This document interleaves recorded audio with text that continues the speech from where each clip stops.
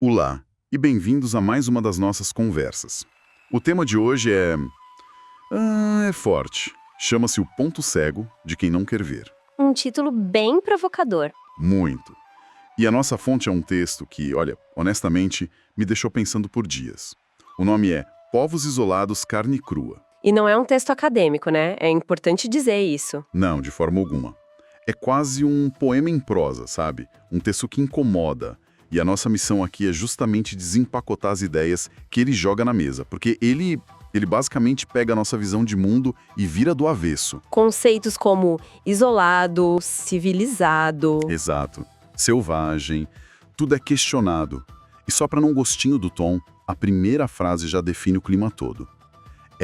A floresta não pede licença, ela só observa. O que já é uma abertura fantástica, porque posiciona a natureza, a floresta, não como um recurso passivo, mas como uma entidade consciente, uma testemunha. Uma testemunha. Boa palavra. E acho que esse é o poder de todo o material. Ele usa esse encontro de mundos para forçar um questionamento sobre os valores do nosso mundo. Nossa análise vai focar exatamente nisso, em como o texto constrói e desconstrói essas ideias para tirar a gente do nosso lugar comum. Certo. Então vamos começar pelo começo, que é o tal do primeiro contato. E, assim, de cara o texto já destrói qualquer imagem de filme de aventura que a gente possa ter. Ah, sim. Aquela ideia romântica. Esquece, não tem nada de heróico, o autor vai direto na jugular. Ele diz, e eu cito, quando um indígena isolado pisa na cidade, não é descoberta e expulsão. Essa troca de palavras, de descoberta para expulsão, muda tudo. Tudo. Muda completamente o centro de gravidade da história, não é? Porque descoberta é uma palavra que vem da perspectiva de quem chega, do explorador, coloca o poder e a agência nele. Claro. Mas expulsão, nossa, essa palavra dá voz a quem foi forçado a sair. Ela conta a história que vem antes do encontro. A história da perda. Ninguém é expulso de um lugar onde está tudo bem. Exato. E o texto não deixa a gente só nessa afirmação. Ele detalha o porquê. Ele diz, algo deu errado lá atrás. Terra invadida, rio sujo, doença rondando. É a causa, né? É a causa. E a conclusão é de uma lógica brutal. Ninguém atravessa mundos por curiosidade. Ou seja, não é uma aventura, é um ato de desespero. É uma fuga. E a descrição da chegada na cidade é quase um filme de terror sensorial. O texto fala do choque do metal, moto, gente demais, cheiro químico. E o mais violento talvez não seja nem o choque físico, mas o humano. O texto menciona os olhos que olham como quem olha bicho raro ou ameaça. Sim. Pensa no que isso significa. A pessoa não é vista como um ser humano em crise, mas como um objeto exótico ou um perigo. Essa transformação de sujeito em objeto é o ápice da desumanização. É a agonia que ele menciona. É exatamente isso. A tal agonia que nasce nesse encontro é isso. A dor de perder seu mundo e, ao chegar no nosso, perder até a condição de humano aos olhos dos outros. Nesse cenário, o texto introduz uma figura que eu achei fascinante. O sertanista. E o que eu gostei é que não tem simplificação. Não é herói nem vilão. Não mesmo. A descrição é muito precisa. Ele diz, não são heróis, não são vilões. São o que sobrou entre dois abismos. Que imagem, né? Ser o que sobrou entre dois abismos. Capta a solidão e a tragédia dessa função, porque eles não são de um mundo nem de outro. Estão ali na fronteira tentando fazer uma mediação que talvez seja impossível. O texto diz que eles traduzem sem palavra equivalente. É verdade. Como você traduz o conceito de dívida ou lucro para uma cultura que nem tem essa noção? O que se perde no caminho? A alma da comunicação, imagina. E a metáfora que o texto usa para eles é dolorosa e perfeita. São ponte e toda ponte sangra no meio. Eu fiquei pensando muito nesse sangramento. Uhum. Não é uma dor física, é existencial. É o sangue da cultura que se esvai na tradução. O sangue da consciência de saber que, por melhor que seja a intenção, você está ali gerenciando o fim de um mundo. É uma posição impossível. Exatamente. Eles administram um conflito que, na sua raiz, não tem solução dentro da nossa lógica. E é interessante como, logo depois de descrever essa figura trágica, o texto introduz outra força. O Estado? O Estado, que chega com uma lógica completamente diferente. Sim, e a forma como o Estado é apresentado é de um cinismo cortante. Escuta só essa passagem. O Estado chega depois, sempre depois, com papel, carimbo, promessa. Nunca com silêncio. Esse sempre depois é a chave. É o que me pegou. Parece que o Estado não age para prevenir a catástrofe. Ele só aparece para administrar os escombros. E olha os instrumentos que ele traz. Papel, carimbo, promessa. São símbolos da burocracia. Pra gente, um papel carimbado tem força de lei, é algo concreto. Claro. Mas pro mundo da floresta, o que isso significa? É uma imposição de uma lógica que não é a deles. E a parte final, nunca com silêncio, é perfeita. O silêncio seria uma forma de respeito, de observação, de tentar compreender. Mas o Estado não chega para ouvir. Ele chega para falar, para regular, para enquadrar aquela realidade nas suas caixinhas. Ele preenche o espaço com o próprio ruído. O que nos leva ao ponto que, para mim, é o coração do texto. Depois de pintar esse quadro sombrio do contato, ele vira o espelho para a gente de uma forma muito, muito direta. É a grande virada. É a grande virada. Ele pega o nosso conceito de progresso e o estilhaça. A frase é um soco.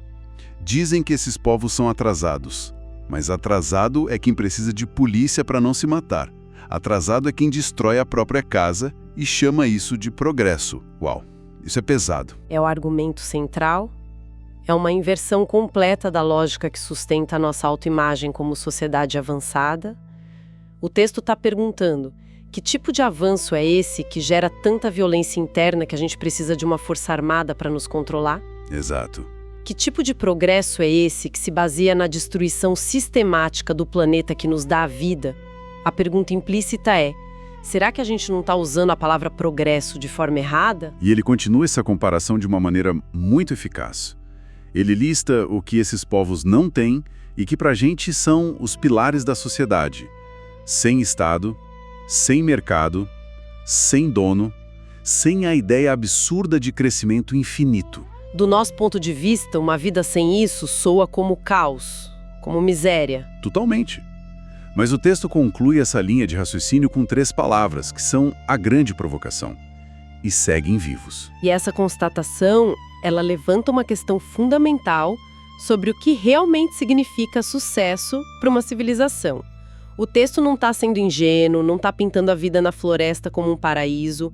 A questão é mais sutil. Sim. É usar essa outra forma de existência para questionar os nossos dogmas. Para nós, o crescimento infinito é quase uma religião. O texto chama de ideia absurda. Porque do ponto de vista da natureza, nada cresce infinitamente sem virar um câncer, sem destruir o hospedeiro. É uma boa imagem. E a sobrevivência deles por milênios, sem esses nossos pilares, é usada como evidência de que outros sistemas de valores são, no mínimo, possíveis.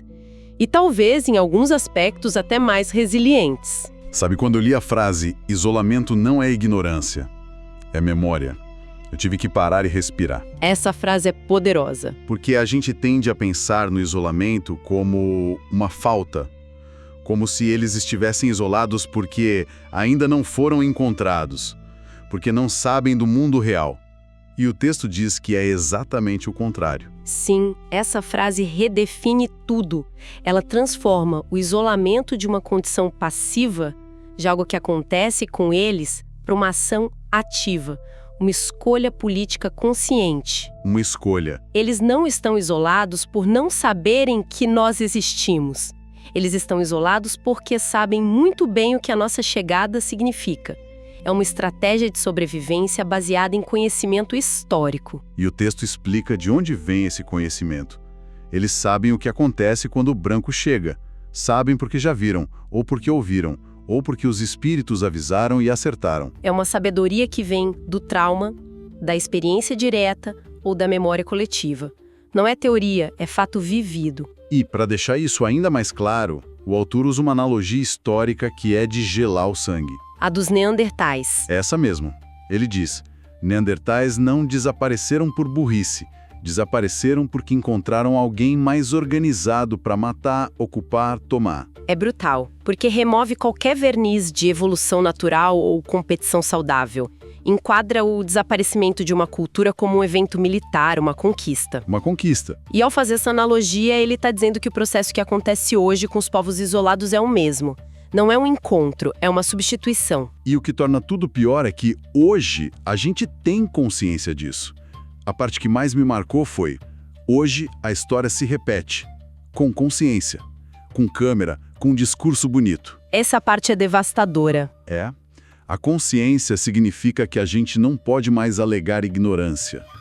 A câmera significa que estamos documentando, transformando em espetáculo, mas sem necessariamente intervir. E o discurso bonito? É a nossa hipocrisia.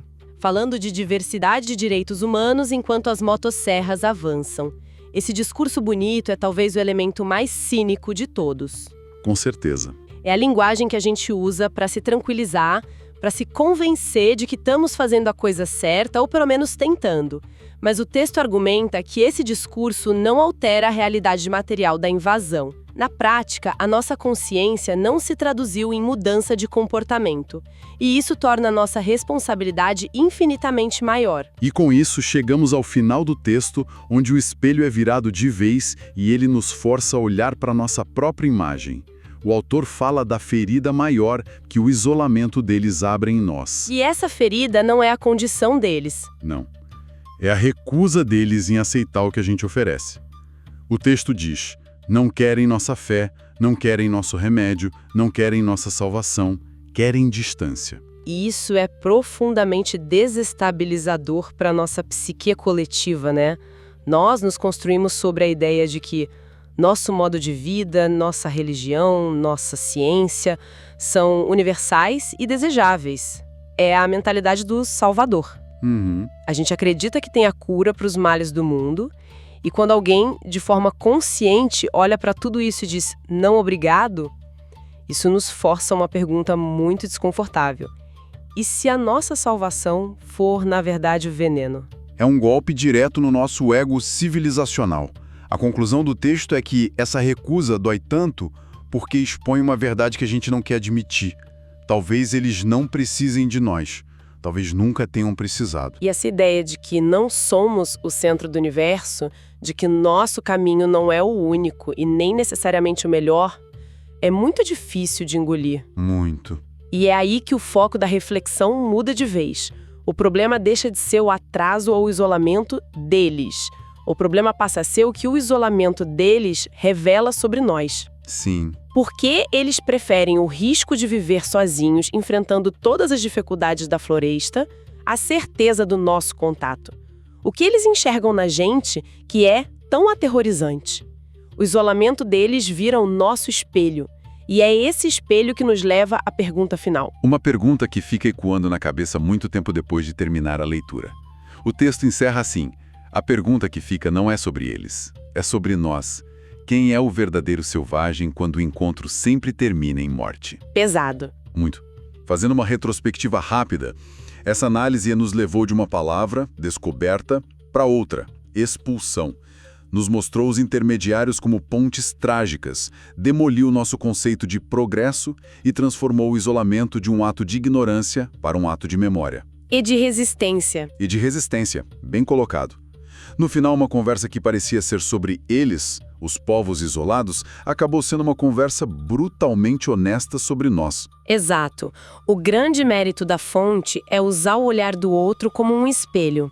A recusa deles em fazer parte do nosso mundo não é apresentada como um fracasso deles, mas como um veredito sobre o nosso sucesso. Um veredito? É como se eles fossem o último júri da nossa civilização, e o veredito deles é culpada. É uma crítica demolidora, porque vem de quem tem a perspectiva mais radicalmente externa possível. E isso tudo nos deixa com uma última provocação para pensar.